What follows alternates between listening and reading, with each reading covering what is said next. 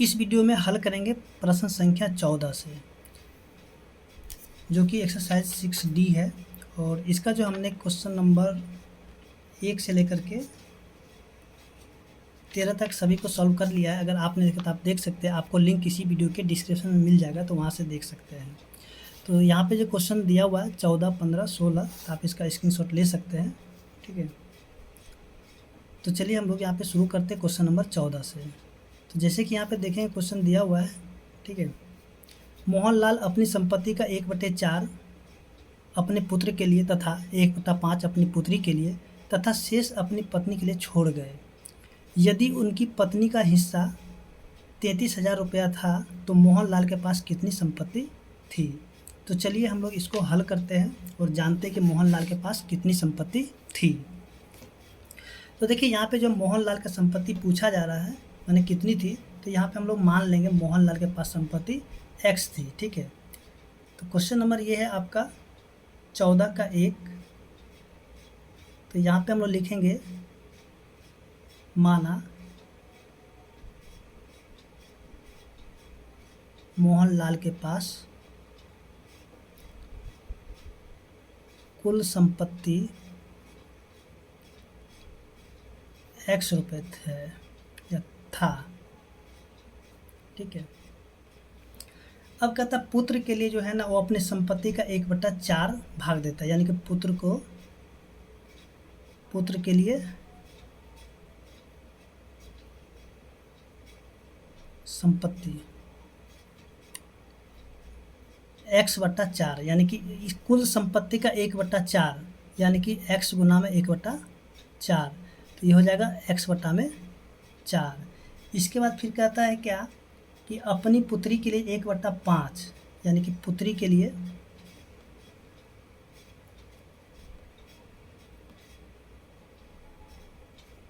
संपत्ति कितना हो जाएगा, x गुना में 1/5, यानी कि x/5। इसके बाद और पत्नी के लिए जो कितने छोड़ गए, पत्नी के लिए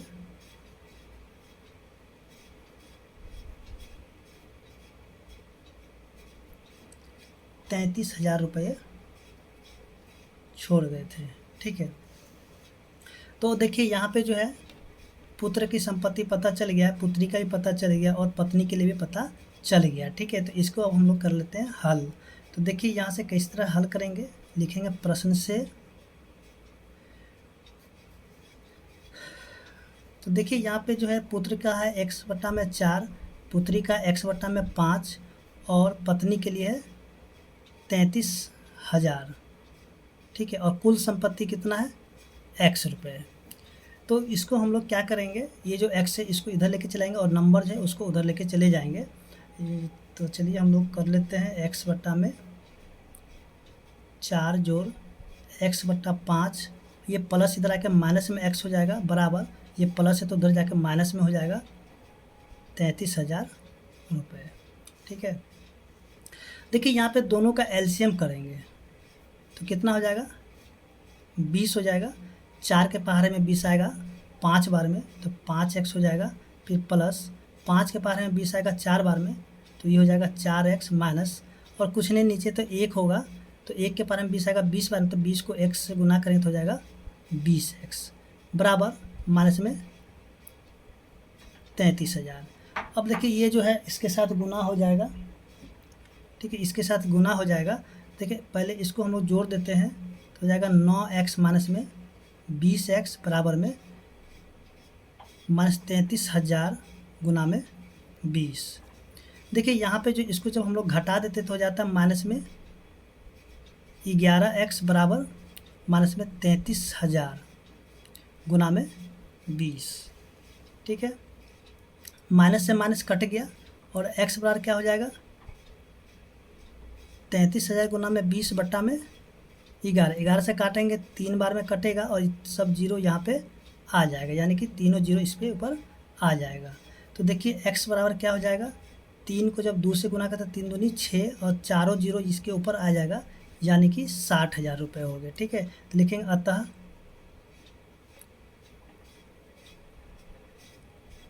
मोहनलाल की कुल संपत्ति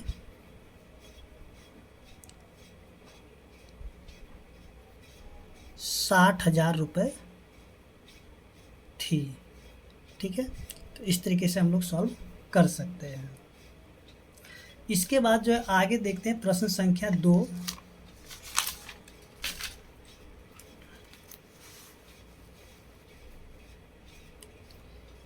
देखिए 14 का ही 2 है। 14 का 2 में जो दिया गया है एक बांस का 1/4 हिस्सा कीचड़ में, 1/3 हिस्सा पानी में और 10 फुट पानी के ऊपर है, तो बांस की लंबाई ज्ञात करें। तो चलिए देखिए, जिसके बारे में कहा जाएगा उसी को हम लोग x मान लेंगे, यानी कि बांस की लंबाई पूछ रहा है तो लिखेंगे माना कि बांस की कुल लंबाई x मीटर है। x मीटर, चलिए फुट है दिया हुआ है, तो x फुट है। ठीक है, अब देखिए कीचड़ में कितना भाग है।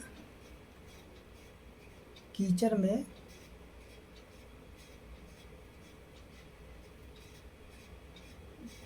कितना भाग है। कीचड़ में कुल भाग यानी कि x गुना में 1/4 यानी कि x/4 भाग। ठीक है, इसके बाद आगे कह रहा है पानी में। देखिए पानी में जो होगा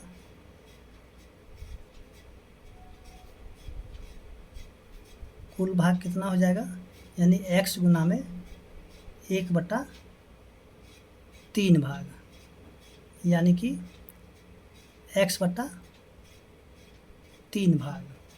इसके बाद कह रहा है कि 10 फुट पानी के ऊपर है। ठीक है, 10 फुट क्या है, पानी के ऊपर है।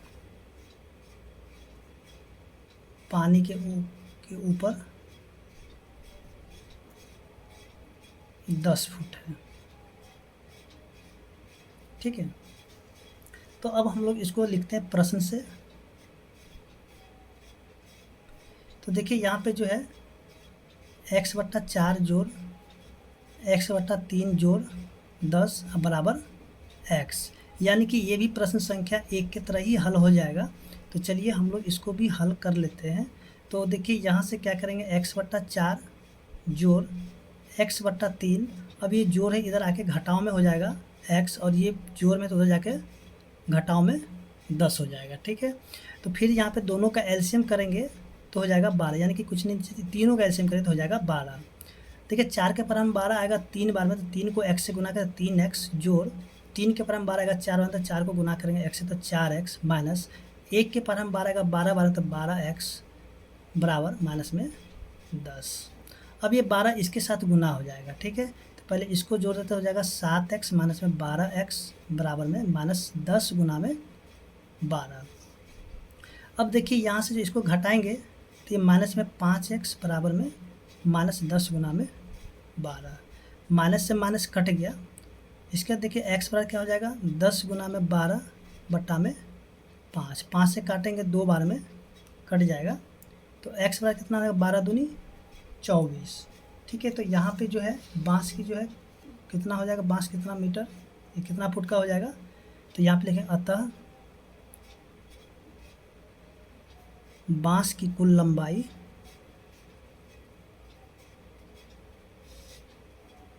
24 फुट है। ठीक है, यहाँ पे बांस के कुल हो जाएगा 24 फुट। तो इस तरीके से देखते हैं जो क्वेश्चन नंबर 14 है हल हो चुका है, और हम लोग देखते हैं क्वेश्चन नंबर 15।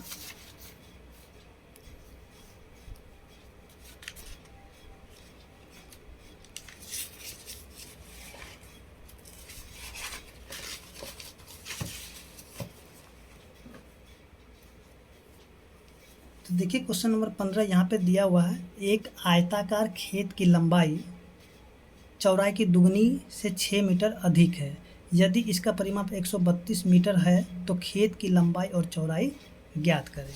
तो चलिए हम लोग समझते हैं इस प्रश्न को।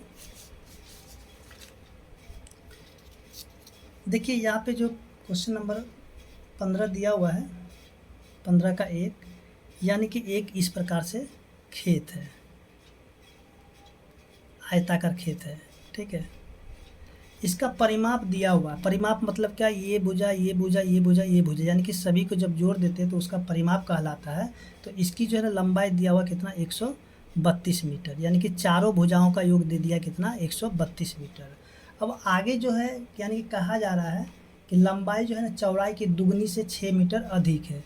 अगर ये चौड़ाई है अगर x मीटर, तो लंबाई के बारे में कहा कि इसका दुगुना से भी 6 मीटर अधिक, यानी कि 2x प्लस में 6 मीटर, ठीक है। ये हो गया आपका लंबाई चौड़ाई और ये हो गया लंबाई। तो यहाँ पे हम लोग लिखेंगे, देखिए यहाँ पे किसको x माने हैं, चौड़ाई को, तो लिखेंगे माना कि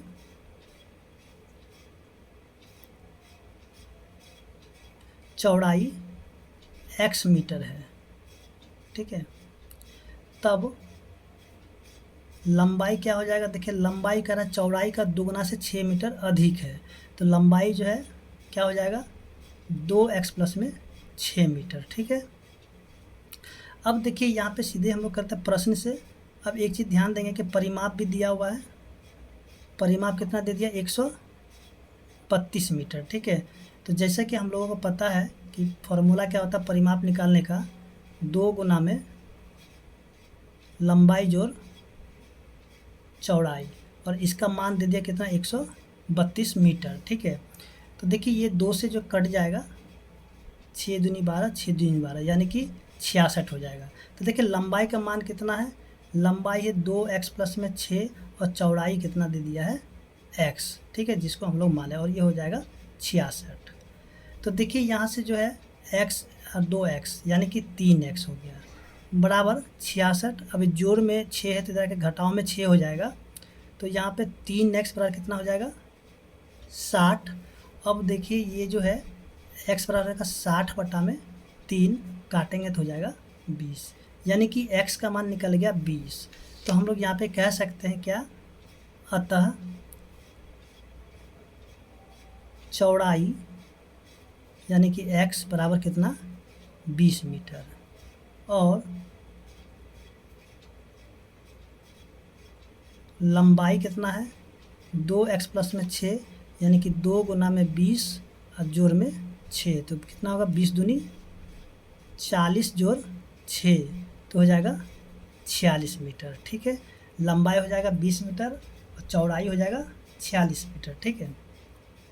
तो इस तरीके से हम लोग देखते हैं जो कि प्रश्न संख्या 15 का 1 है, हल हो चुका है और उम्मीद करते हैं कि आपको समझ में भी आ गया होगा। अब आगे हम लोग देखते हैं जो कि प्रश्न संख्या इसी का है 2 नंबर। देखिए 2 नंबर में क्या दिया हुआ है, किसी त्रिभुज की 2 बराबर भुजाएं तीसरी भुजा के तिगुने से 4 मीटर कम है, ठीक है। यानी कि किसी त्रिभुज के 2 बराबर भुजाएं, चलिए यहाँ पे त्रिभुज जो दे दिया है यानी कि समद्विबाहु त्रिभुज के बारे में कहा जा रहा है, यानी कि देखिए उसी में जो है ना समद्विबाहु त्रिभुज होता है उसकी 2 भुजाएं क्या होता है बराबर होता है, जैसे कि ये दोनों भुजा क्या होगा आपस में बराबर होगा। तो देखिए यहाँ पे क्या कहा जा रहा है कि तीसरी भुजा के, किसी त्रिभुज के 2 बराबर भुजाएं तीसरी भुजा के तिगुने से 4 मीटर कम है। मान लीजिए कि अगर ये तीसरी भुजा ये वाला हो जाता है, अगर ये x है तो ये कितना हो जाएगा तिगुना, ठीक है, तिगुना यानी कि 3x, अगर ये 3x है तो ये भी 3x हो जाएगा, ठीक है। और कब तक इससे 4 मीटर कम है, ठीक है, माइनस में 4 और ये भी माइनस में 4 हो जाएगा। आगे जो कहा जा रहा है कि परिमाप, परिमाप यानी कि तीनों भुजाओं का योग परिमाप होता है, ठीक है। परिमाप कितना दे दिया है 55 मीटर। तो कह रहा है इसकी भुजाएं ज्ञात करें। तो चलिए हम लोग यहाँ पे लिखते हैं, माना कि तीसरी भुजा x मीटर है, ठीक है, तीसरी भुजा x मीटर है, तो बराबर भुजा क्या हो जाएगा, और बराबर भुजा हो जाएगा 3x माइनस में 4। तो देखिए 3x माइनस 4 3x माइनस में 4। अब इसको हम लोग क्या करते हैं, लिखते हैं प्रश्न से। तो हम लोग यहाँ पे कुछ करना नहीं है, ये जो है यहाँ पे तीनों, ये जो है ये वाला ये वाला ये वाला, तीनों को हम लोग जोड़ते हैं, यानी कि 3x माइनस में 4 जोड़ 3x माइनस में 4 जोड़ x बराबर 55। तो ये समीकरण का रूप आ चुका है, इसको हम लोग हल कर लेंगे तो पता चल जाएगा। तो चलिए इसको हल करते। तो देखिए 3x माइनस में 4 जोड़ 3x माइनस 4 जोड़ x बराबर 55। तो देखिए 3 3 6 1 7x माइनस 4 तो हो जाएगा माइनस में 8 बराबर 55।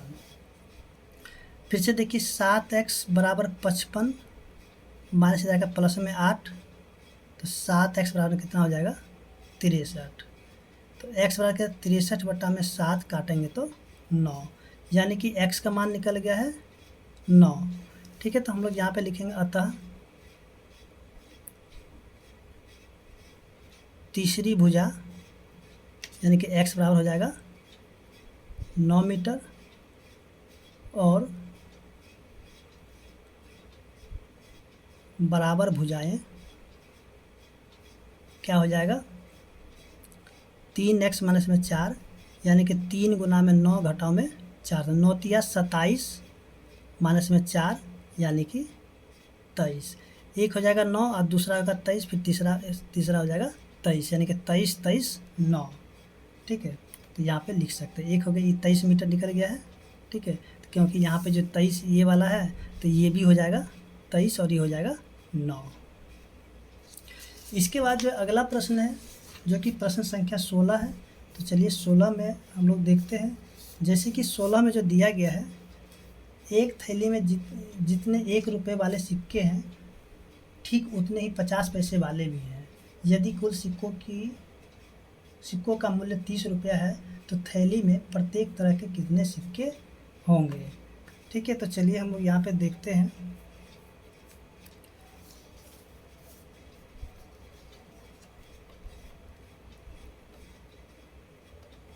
क्वेश्चन नंबर 16, यानी कि यहाँ पे कह रहा है कि जितने सिक्के 50 पैसे वाले हैं उतने ही सिक्के 1 रुपये वाले भी हैं। ठीक है, तो लिखेंगे माना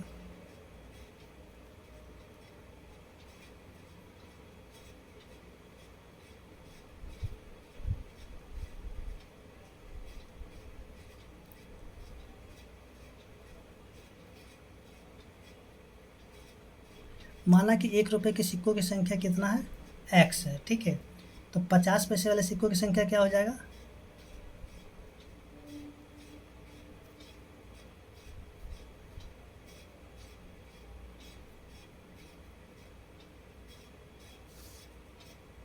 ये हो जाएगा, ये भी x हो जाएगा। ठीक है, क्योंकि दोनों बराबर है। अब देखिए यहाँ पे हम लोग क्या करते हैं प्रश्न से। तो यहाँ पे जो है देखेंगे, देखिए 1 रुपये के सिक्कों की संख्या x हो गया, प्लस में ये है 50 पैसे के सिक्के यानी कि x यानी कि 50 को गुना कर देंगे x से। ठीक है, अब ये पैसा है। ठीक है, ये क्या है पैसे में, तो इसको हम लोग रुपया में बदलेंगे तो 100 हो जाएगा। अब बराबर कुल जो है मूल्य कितना है 30 रुपये। ठीक है, ये भी देखिए ये रुपये है। ठीक है ना, ये 1 रुपये के सिक्कों की संख्या, ये 50 पैसा था तो इसको हम लोग क्या किया रुपये में बदल दिया। अगर ये पैसा छोड़ देंगे तो इसका आंसर नहीं मिलेगा, इसलिए इसके हम लोग क्या करेंगे कि इसको भी जो है ना हम लोग रुपये में ही बदलेंगे। तो ये कटेगा ये 1 से और 2 से, तो ये जो क्या हो जाएगा x प्लस में x बट्टा 2 बराबर 30। तब यहाँ से क्या होगा, दोनों का हम लोग भिन्न का जोड़ करते हैं तो ये हो जाएगा 2x प्लस में x बट्टा में 2 बराबर 30। अब ये 2 इसके साथ हो जाता है गुना, यानी कि इसको जोड़ेंगे तो हो जाएगा 3x बट्टा में 2 बराबर 30। तो x बराबर क्या हो जाएगा 30 गुना में 2, 2 चला जाएगा ऊपर और ये 3 आ जाएगा नीचे। 3 से काटेंगे 10 बार में कटेगा, तो x बराबर कितना है 10 दूनी 20। तो यहाँ पे जो है प्रत्येक प्रकार के सिक्कों की संख्या कितना होगा 20 हो जाएगा। तो लिखेंगे अतः